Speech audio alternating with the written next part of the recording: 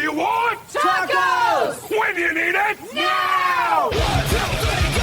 Yes! Woo! Guys, Johnny Tacos here with another exciting and informative episode of the Johnny Tacos Show. Today we have the Failsafe. And we're not saving or being safe today. We're going to go crazy. We're going to go wild. We're going to get insane with Jesse and Rory, the dynamic duo. If you ask them to wear the Batman and Robin suit, they just might if you give them a couple of alcoholic beverages. But we can get there. Yeah. We'll talk about that here later on the show. But yes, I am so excited about seeing y'all. I want to say congratulations on breaking the ice, the glacier ice of going into Octane, and just being able to get that far in with your art, dude. Congratulations. Thanks a lot. I appreciate it. It definitely means a lot, and it was a lot of hard work and took some time to get there. And realistically, we wrote these songs with the agenda of, hey, we're going to land these on Octane. And it just, I think any of the last three songs that we did with Andrew Bayless could have gotten on there. We just happened to be in the corner or have a right person in our corner this time around who really kind of pushed that envelope and got us on there. So shout out to Tabitha with Dead Set Publicity. And it takes a village, it takes a village to finally tune. You're already very awesome. The band is great. The music is talented field. I could see with the way the music is, it's very heart driven. It's very real. That's the word of the day. Real, guys. But if you get that great publicity, you get your PR rep, you get your producer, just it takes, like I said, it takes a village to make something go up there and get pushed up into the main stage. So again, congratulations. So hey Jesse, let's start with you. Tell us a little something about you and the most embarrassing thing that happened during a concert. Oh geez. Okay. Well, I'll start with something about me. I have 2 Shiba Inus. So if you like the Doge, I got 2 of those bad boys running around. Surprised none of them are around here. They're usually following me around the house, especially when I'm doing interviews. One of the most embarrassing things that's happened to me at a show is back in the day, I was playing a show with a 101-degree temperature, I think, of something like that. And I completely blew chunks on stage. Wasn't drunk, wasn't on any drugs, just sick. And I had to basically take my guitar. I got to puke all over my guitar. I got everything. It was nasty. And I had to finish the set like that too, with this puked on guitar because the show must go on. Yeah, man, I can feel you with the 101 temperature, dude. This body is not meant for the heat waves of summer. I don't even know why I live in Texas. But yeah, man, that must have been really, really embarrassing. But hey, you're a good sport to keep rolling. I've seen people fall and break their skull and still finish the set.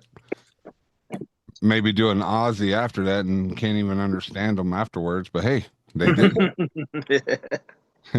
Works for him. Yeah. What about you, Rory?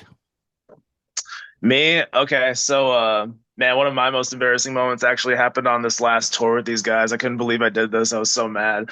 I think it was one of the first couple of venues, and it was a really cool spot. So I was really pumped to play this. And I just kind of hopped on board with these guys. And so I had a bunch of new kind of gear that was I wasn't quite used to yet. So I was still feeling things out. And so I got my prep time down, like 4 or 5 minutes flat. I was so proud of myself. It was oh my God, I'm thinking of everything. And I was just rapid fire. And I realized that we hit the intro of the first song. And all of a sudden I started jumping around and I thought of everything else besides duct taping my wireless to my bass. And so I basically just like messed up my whole system all of a second, and it's like I I recovered and just like grabbed some tape and like threw it back on there, and it was all good to go, and it was an amazing show. But that was humbling. I was like, man, there's a lot of stuff to learn, and I feel like it's gonna Dude, get there though. It's gonna get smooth. I totally thought you were gonna say like 10 years ago in their old band at the back bar where a couple Yeah. drinks came out, a couple shirts went off. Oh God. Oh no. Yeah, that would be the story you would tell, I guess. You A love that certain story. set of twins really had the hots for you. Yeah, they're still out there. Yeah, they know they are. Oh man. Man, that sounds like a juicier story, dude. Yeah, we can go into that one too. Hey, you Oh said keep Disney, man. so Well, if you watch any of the new Disney, there's some innuendos in there. oh yeah. So, yeah. So, so really, man, music, man, has music really been kind of like a vocal point for y'all going through life? You know, how does your art mimic your real life? Yeah, I can jump into this. So I have a weird relationship with music where it's always been there. And so when people ask me like, "Oh, isn't it cool to go on stage or write music?" It's like it's just normal. It's just the same as sleeping, eating, same as breathing. Ever since I was just a really, really young, tiny Jesse, with my uncle's hand-me-down Castle Grayskull and GI Joes, I was finding beer boxes with spoons to play drums on or a piano. Both my uncles and my dad were all in bands. My uncles were drummers. My dad was a singer.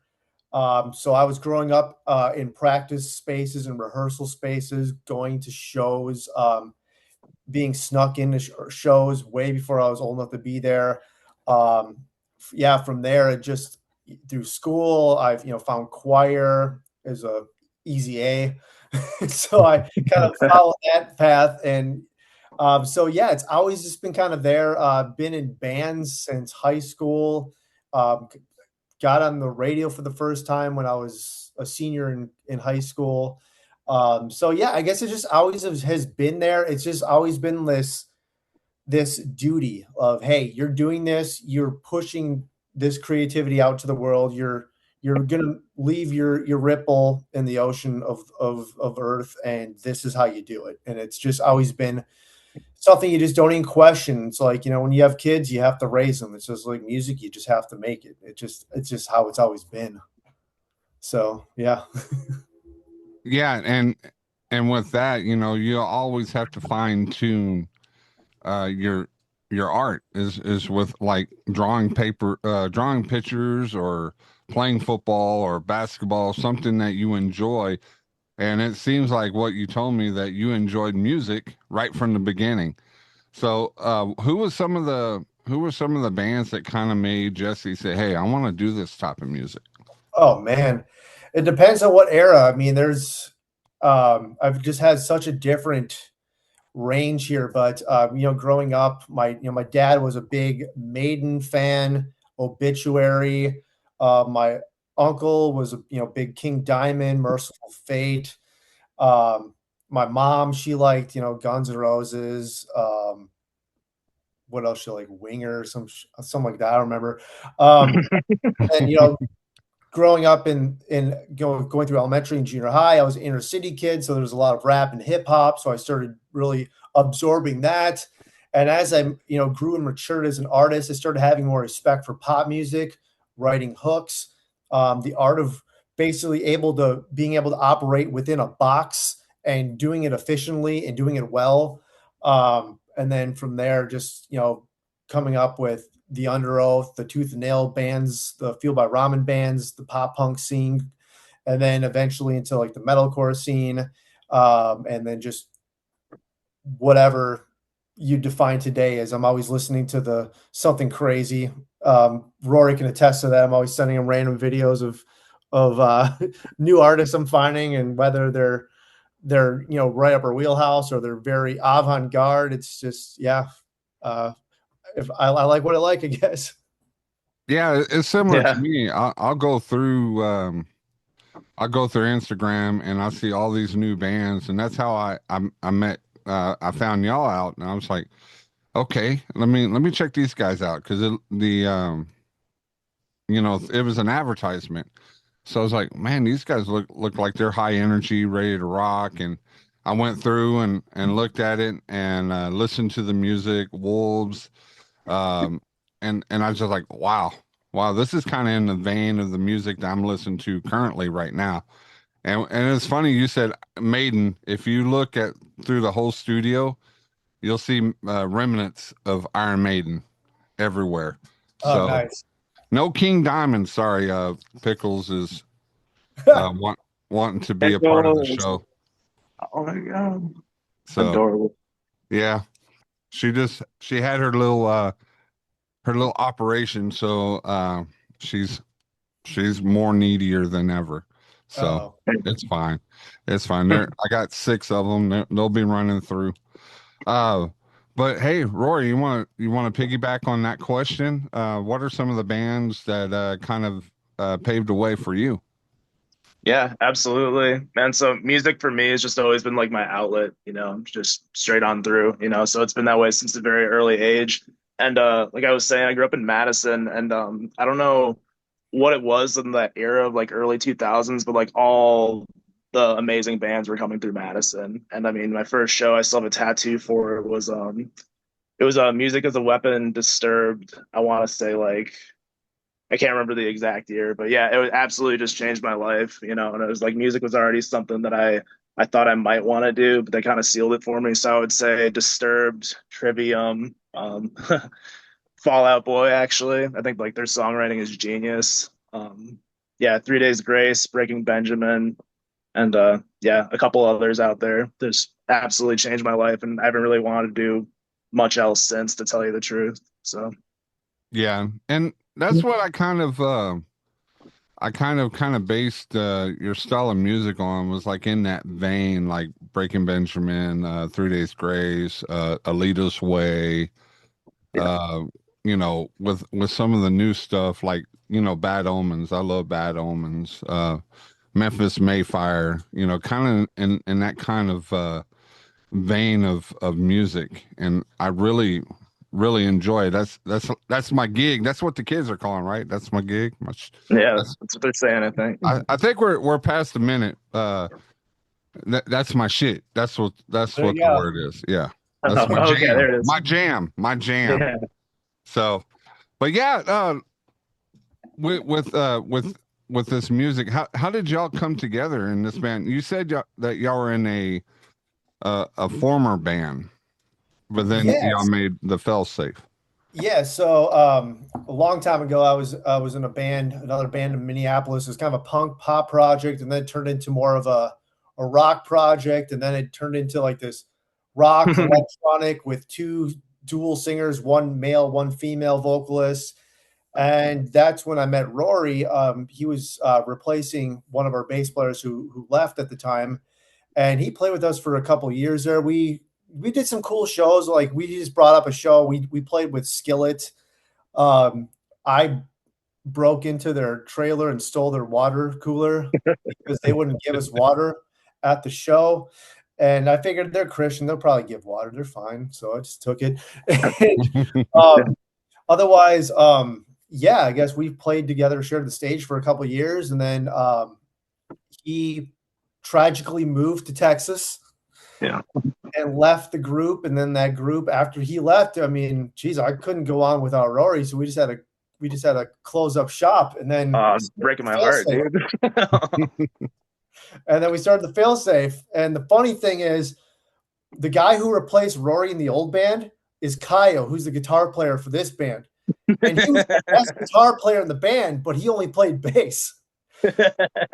So we just kind of let that kind of run its course. And then, yeah, we started the Failsafe, and it was just more of a guitar driven, heavier project. And Kyle was just like, yeah, bet I got this. And he just has killed ever since.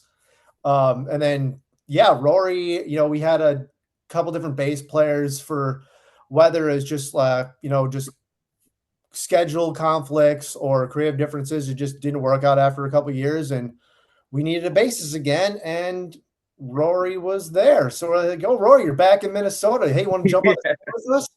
Hey, Rory, why are you on this tour? You want to jump in this music video with us? Want to jump on yep. this recording with us?" And we just kind of sucked them back into the world. Happened real quick. Yep, I'm back now.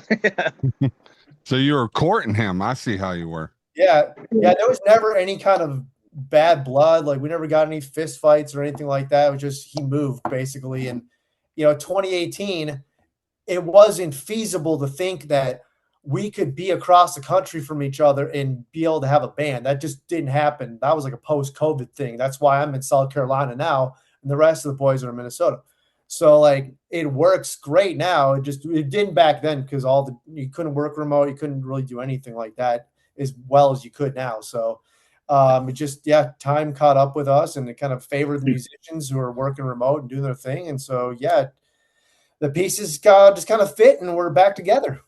And let me just say this: you didn't have to court me very hard. Like to be completely honest with you, like I've been just playing in this group so much. I mean, it was like the hardest part for me, other than like leaving my family and going to Texas, was leaving this project because it was like there really never was any bad blood whatsoever. Like we don't think we really had any issues at all. It was honestly just good fun. And then I just kind of like felt like I had to go do something, and so I did it. But like I missed this project every step of the way, and it's one of those funny moments where life just kind of works out, where you're just kind of like back in the swing of things, and you just reconnect with the right people. And I'm like, yeah, absolutely, of course I'm gonna play in this, Like we were meant to So be playing with each other. Yeah. that's right. So Rory, you said that you didn't have to court much, so you were easy, right? I was for this We group, were yeah, for practically sure. begging him, man. I don't know what you're talking about. No, it was, yeah. We have a mutual respect. Let's say that. That's awesome, man, because uh, a band should be a family. There's going to be hard times and good times. Um, but it should be altogether a huge family that has highs and ups. What are some of the highs? What are some of the good news that the band's getting? You got any juicy good news that are coming up? Well, I mean, obviously we're on Octane. We talked about that. That was amazing. In terms of, I don't know if it's great news, but we're going to be doing some touring here coming up this summer. It's just taking a little bit longer than it normally does to just kind of get all the final pieces together so we can announce it. I think a couple of the shows have been announced, but we'll be on the road again in August, which is always exciting for me because I get to see my boys. But the other big piece I was going to mention is we have been working diligently on an album behind the scenes with a very, very awesome producer named Dusty Bowles. He has his own YouTube channel. He has done A Killer's Confession. He's done work for various labels all across the country. This dude is really good, and we've been really clicking working with him. And shout out to his wife and her project as well, which is, oh my gosh, I'm drawing a blank on the band's name, but it's Sanctify Her. That's what it is. She's been monumental in helping us with some of our top line. We've been bouncing ideas off each other, texting back and forth, and really she's been in the studio with us. So we've been working on this project. So every quarter or so, we're flying back out to Denver, going to his studio and spending like a week there, recording songs, putting in like 6 and 7 hour sessions after a full day of work. So we've been doing that. And I haven't lost my voice at all, which I was worried about. Some of these songs this is some of the coolest stuff I've ever been a part of. Like you mentioned earlier, the Alley's Way, Memphis Mayfire, Breaking Benjamin, Bad Omens. There's kind of like this wheelhouse. And we went a couple years ago, we were like, look, we want to be in that wheelhouse. We want to compete. The problem with that is there's so many bands there, it's hard to stand out. So what we wanted to do is kind of find our own lane adjacent and similar to this, but not in that exact wheelhouse, have our own real estate, our own property to call home and try to draw new fans that way. And so that's kind of the direction these new songs have been going, where we're actually finding our own sound. It's not like, oh, it sounds like this. It's no, this is the Failsafe. And so that's been really exciting to discover that. It's darker, it's heavier. I've hit some of the highest notes I've ever recorded in my life on some of these, some of the lowest notes. The songs have so much depth to them, and we're about 60% done. We're going to finish it up in August as well. And then from there, we're just going to have to figure out our music videos and when we want to release it and all that fun stuff. But yeah, being a part of this project, this album has been one of the sickest things I've ever done. So I'm really excited about it. And that sounds cool, dude. I'm excited about it, man. You got to be coming through Texas. You have to hit up Dallas. You have to hit up Trees or the Bomb Factory or any of Oh those yeah. areas in Deep Ellum, dude. You got What about the rail? Is that still there? the rail, Yeah. the one in Fort Worth and the one in Dallas. Yeah, they're still there. Okay, cool. Last time we were in town, we were with the Pontaburdy Body actually at Uh-huh. the rail. That was a sold out show because it was their CD release show, and they're like from there, so it was massive. Yeah, and really the area in there is not as big as Trees, and it gets crowded in there. I went to see who did I see? Who did I see? The Left for Dead. No, was it Left for Dead? It was a death metal band that a friend of mine kind of talked me into going in there, and man, doing a mosh pit over there, the whole place, the whole area was moshing. Even if they didn't want to, it was moshing because it was so compact. But the acoustics in that room, dude, just it works with metal. Yeah, I'm looking forward to getting back to Texas. Although I'll say, like I'd say that like out of every state, I think the most horror stories on tour come from Texas. That is a fact, absolutely. Hey, Whether that, it was like we're in like the middle of a shootout in San Antonio, that was crazy. Like these people were like having a gunfight, and we were seeing the bullets like bounce off the pavement, toward our vehicle, and um, I helped the lady get a snake out of her car, and that was wild. Yeah, God. crazy stuff, man. well, Texas would love to have you here. San Antonio has a huge metal following. Dallas used to be one of the big metal following areas. It kind of subsided a little bit towards more hip hop kind of thing, but we still have our metal venues. We still have venues that hold a lot of metal musicians play through it. Um, like the best place I've seen was like in maybe Haltom City, Fort Worth area. They have some really good places for rock or metal. There's a huge place that used to be the old courthouse, public house for it, and then turned it into like a sound booth, and then they have a Oh, that's cool. theater in there. And I saw Disciple there a couple of years ago, and it was nice. The acoustics. You wouldn't think a courthouse would have nice acoustics, but I guess if you're a judge and you gotta yell at somebody, you want to make sure it reaches around to them. So Oh yeah, I guess might have some Yeah. decent sound engineering there. yeah. So with this, we're going to jam out to your newest single, "Happy to Be Here." We're getting close to the end of the show. Can you tell us a little behind the music on how this song came to you? Yeah, this song. So this was part of the 3 songs that we've recently I guess our most recent original releases. They were all done through Andrew Bayless. So he's the Memphis May Fire, Attack Attack, Jelly Roll. He did his stuff. So this whole journey was our first time doing like multiple songs with a producer. Most of the stuff was self-produced up until this point, but we just kind of realized, hey, we're it's good, but we're getting to here. We want some help to get to here, and so that's where we enlisted Andrew Bayless and his team. I worked out a deal with him on the payment side where we actually used our old bass player's employee discount for Apple to buy them 2 new computers, which paid for our recordings, which saved us like thousands of dollars working with them. And they were super professional. We went in there as a whole team. We just looked at our demos. We started some songs from scratch, essentially, or took small samples here or there.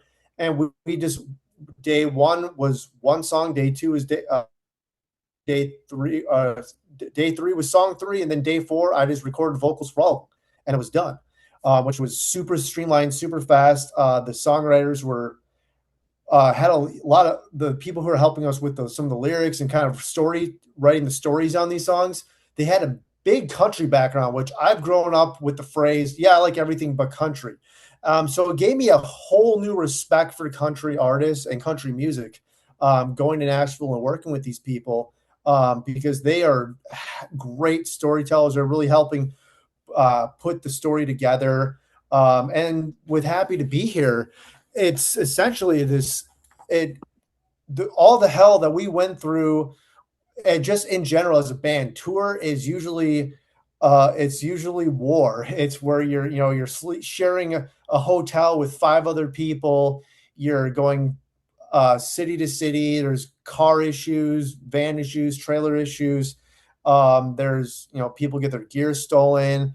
There's dealing with rough venues, rough crowds sometimes, accidents, snakes in cars, gunfights, like I mentioned, just bunch of crazy shit. And at the end of the day, you're on stage in front of the people that matter the most, and you're happy to be there.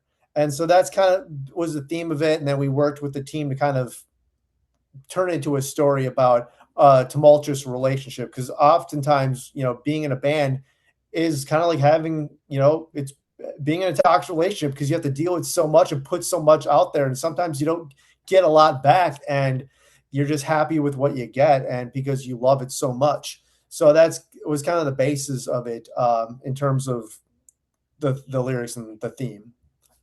Awesome, man. I can't wait for everybody to hear it.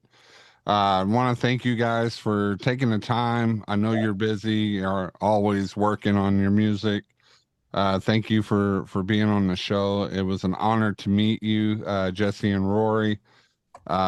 If y'all want to know more about the band, the Failsafe, you can go on their website.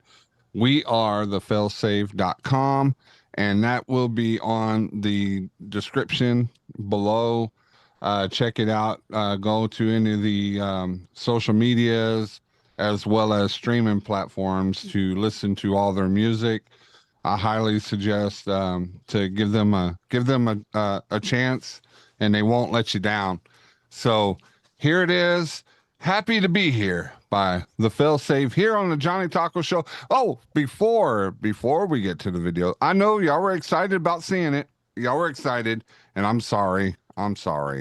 But what we gotta let you know is after the video, please hold still for more information about my anniversary episode. We're gonna have some guests coming in that haven't been on the show in 5 years. We're gonna have some fun, maybe some giveaways. It's gonna be awesome. It's gonna be great. I'm really excited to share 6 years of doing this with everybody, and I'm just so blessed that I get to meet all these musicians and get to listen to their lives and get behind what makes this music so great. So yeah, just hold tight after this video, and I'll give you more info. All right, here it is. You ready? Play that beautiful bean footage.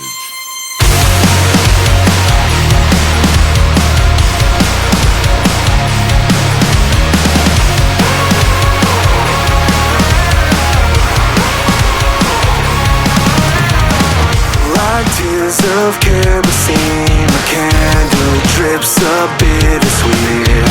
A magic with misery that won't last me a lifetime. But like a murder scene, you pull me in with mystery. Go give me everything I'll ever need in one night. Playing with a liar, gonna get hurt. Playing with a fire.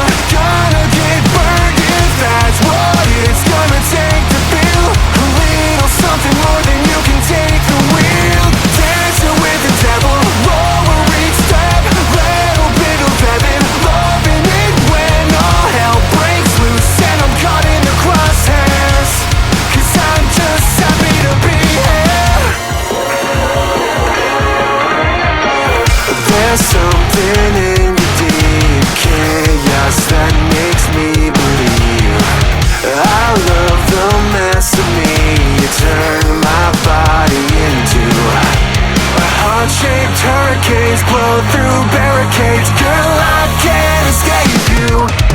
Playing with a liar, gonna get hurt. Playing with a fire, gonna get burned. If that's what it's gonna take to feel a little something more than you can take the wheel. Dancing with the devil, roll each step. Little bit of heaven, loving it when all hell breaks loose. And I'm caught in the crosshairs, 'cause I'm just happy to be here. 'Cause I'm just happy to be here. 'Cause I'm just happy to be here.